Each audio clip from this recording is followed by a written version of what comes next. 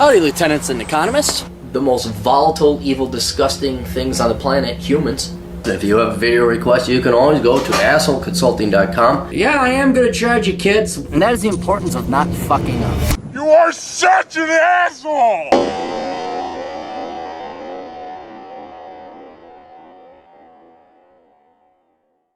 Asshole Consultant, how you kids doing?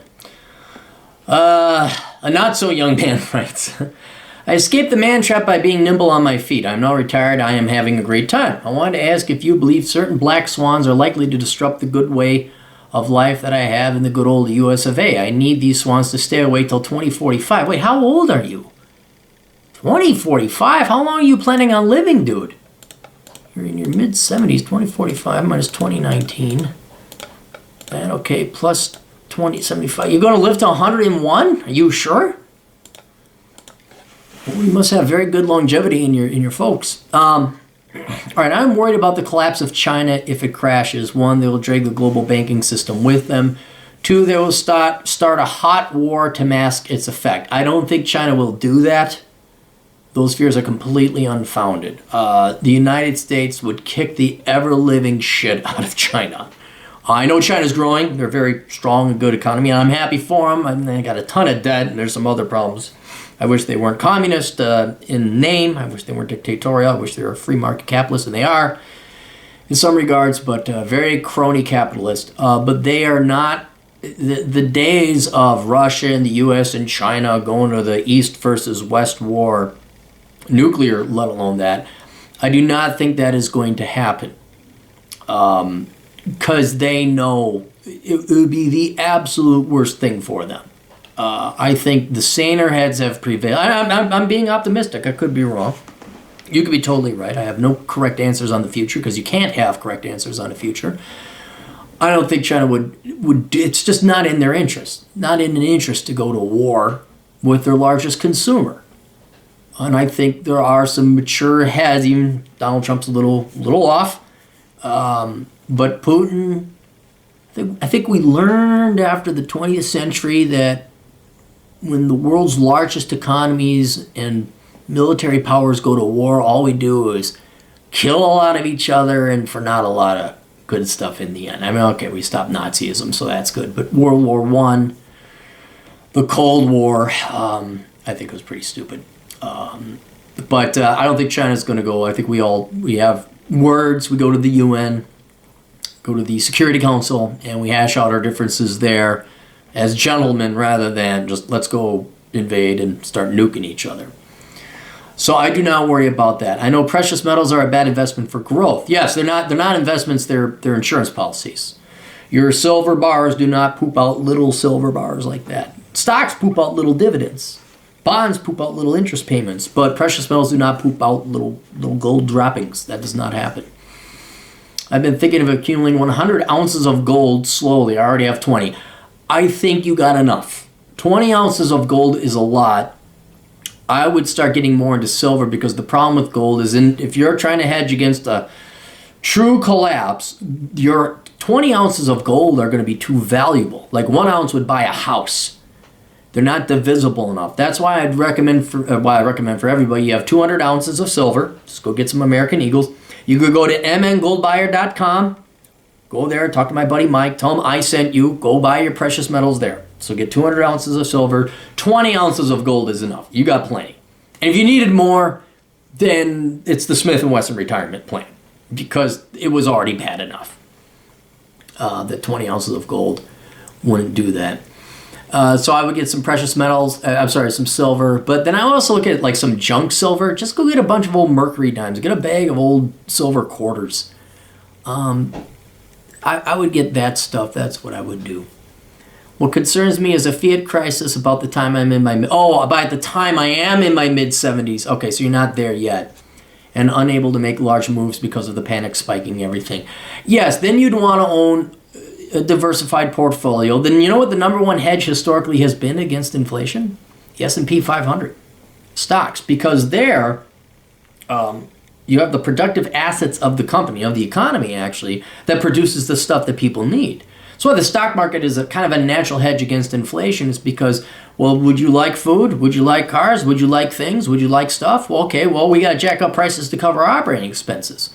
So physical goods and assets represented by the ownership of the corporations and companies that make them has this built-in hedge against inflation. I'm not saying don't own precious metals. I do recommend people own precious metals, but you should have a diversified investment portfolio. Real estate is another thing. Well, okay, there's real estate. I get to live here. That covers your living expenses. I would buy guns and bullets to make sure you continue to live there, because how far of a collapse are we talking? Like the cops aren't around anymore? Raving bands? Well, you better have some guns to protect your land. And then it's moot what the Federal Reserve does, because the Federal Reserve ain't around anymore. Making large moves because of the panic spiking everything. I think you got enough gold. I'd be doing silver, hopefully the stock market keeps crashing and you get some cheaper stocks. Diversify in a well-diversified portfolio. I know you don't physically own it, so you don't physically hold it, but we gotta account for every variation and severity of collapse. We just talk about a really bad recession. Well, the electricity is not going to go off.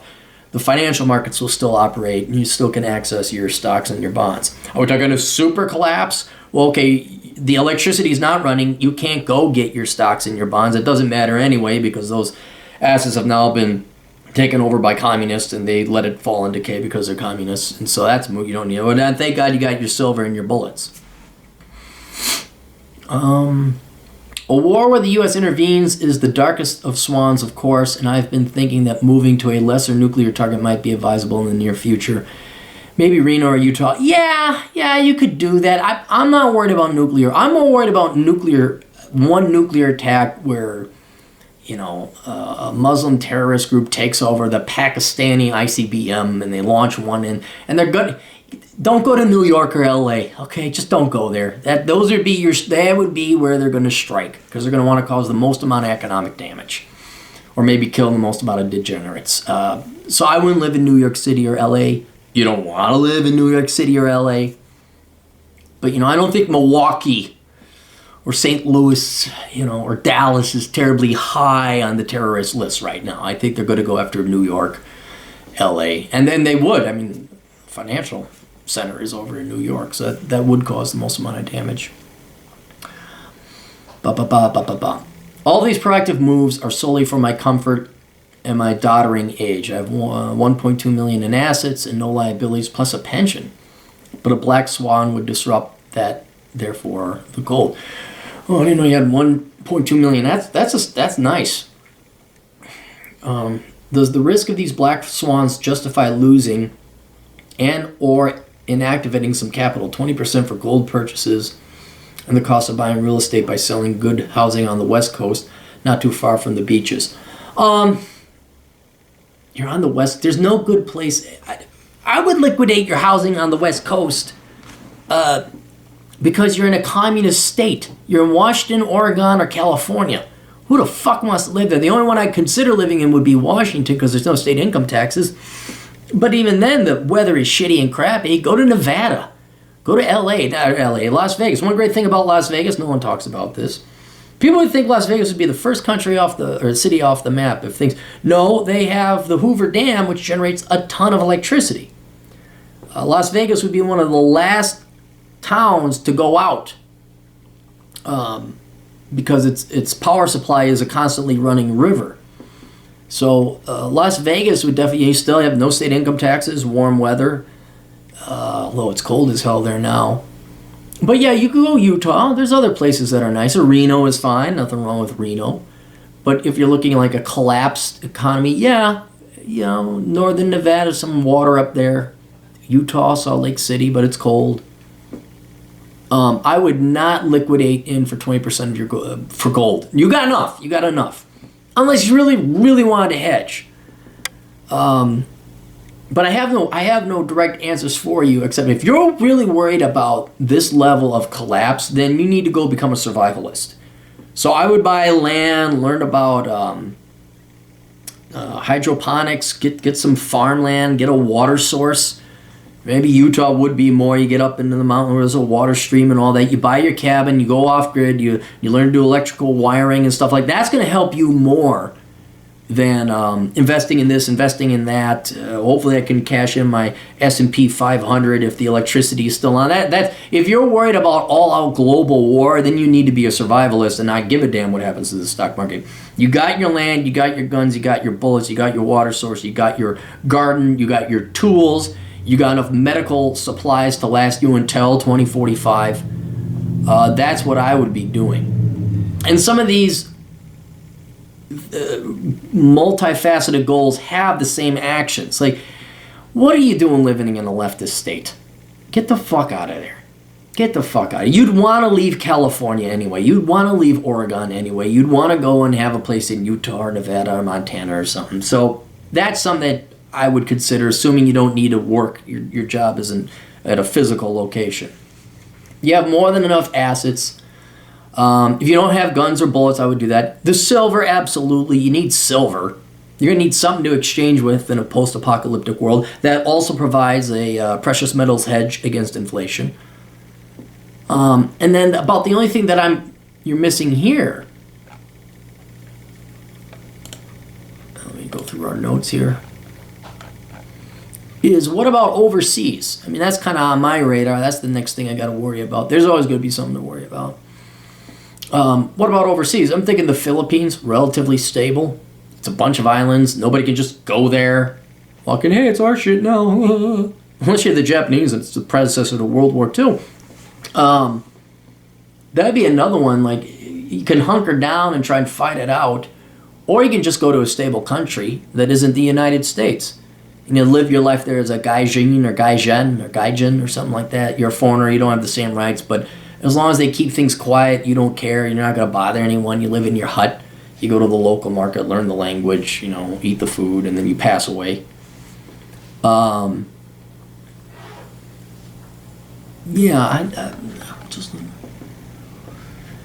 So do I believe black swans are likely to disrupt the good life? Yes, black swans can disrupt the good life. I don't think it's going to come in the form of war. I don't think it's going to become nuclear war.